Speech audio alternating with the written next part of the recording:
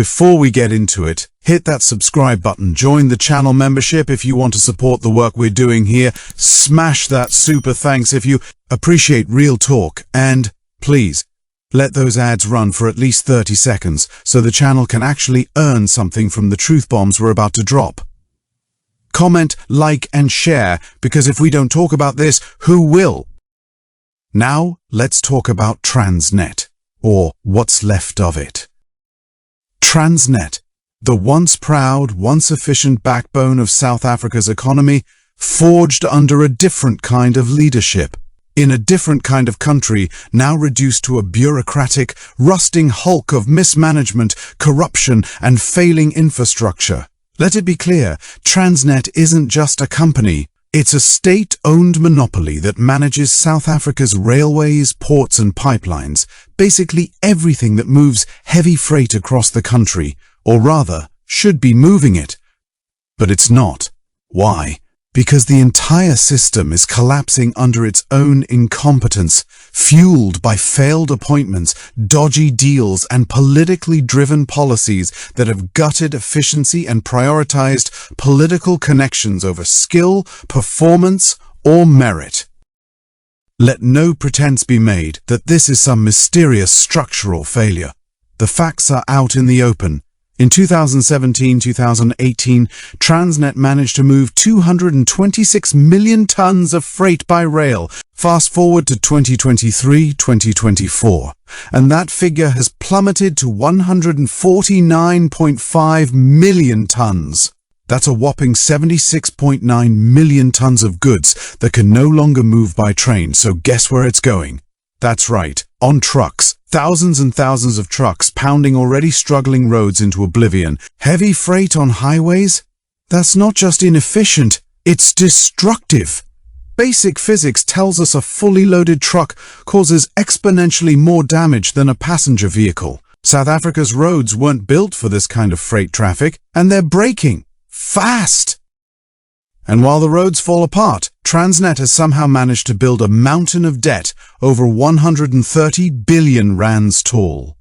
Debt repayments alone cost over 1 billion rands a month. That's 1 billion rands not going to repair track, upgrade signaling systems, or replace broken-down locomotives. Where is all this money going? Ask Brian Molefe, Siyabonga Gama, and a parade of politically appointed CEOs, many of whom now face criminal charges for looting, fraud, and corruption. But hey, at least it's representative, right? Let the bush not be beaten around. Under Afrikaner leadership, the SARNH, later SATS, ran like a Swiss watch. Trains moved, ports functioned, infrastructure was maintained. South African freight moved efficiently, affordably, and reliably. Roads were spared the weight of iron ore, coal, containers, and chemicals. Economic activity was booming, and logistics wasn't a national crisis. But since the Great Transformation and the obsession with demographic targets over ability, what exists now? A national freight utility that can't move freight. A port authority that gets hit with cyber attacks and collapses. A rail network so stripped of copper cable by thieves that even if the trains weren't broken, they couldn't run anyway. A once functioning, integrated transport ecosystem lies in ruins while ideologues lecture about inclusive development and transformation. Meanwhile, 66,000 pensioners are suing Transnet for over 6 billion rands because their retirement funds were pillaged. That's right. Pensioners who built the system are now in poverty, thanks to the very institution they helped to create. And the same government that stood by during the looting is now begging international banks for bailouts.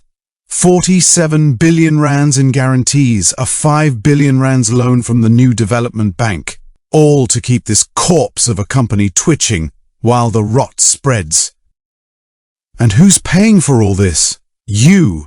Where the potholes are being dodged in a Hilux, tires shredded by road debris are being replaced, or more is being paid for groceries transported by road instead of rail.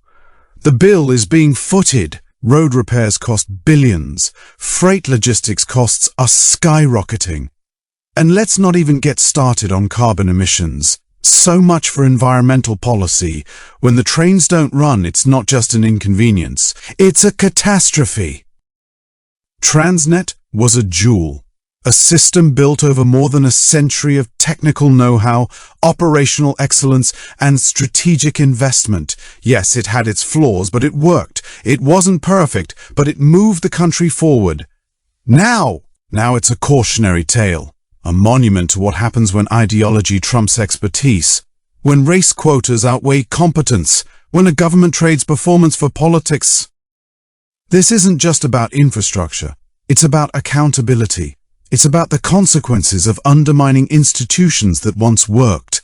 And it's about the silent, frustrated minority who remember what real service delivery looked like. Afrikaners and other minority white South Africans who built and maintained a world-class system now watch helplessly as their legacy is dismantled in the name of equity, while the country pays the price in road carnage, economic stagnation, and international embarrassment. So when you're stuck in traffic behind a 40-ton coal truck tearing through a pothole-riddled national road, remember, that freight used to be on a train, and that train used to run on time. If this hit home for you, do your part. Subscribe to the channel, support it by joining the membership or dropping a super thanks. Every bit helps. Let those ads run, or at least don't skip for the first 30 seconds. We're here telling the truth while others are playing nice. Share this video, like it, and drop your thoughts in the comments. If we don't speak up, the destruction will keep rolling. Literally.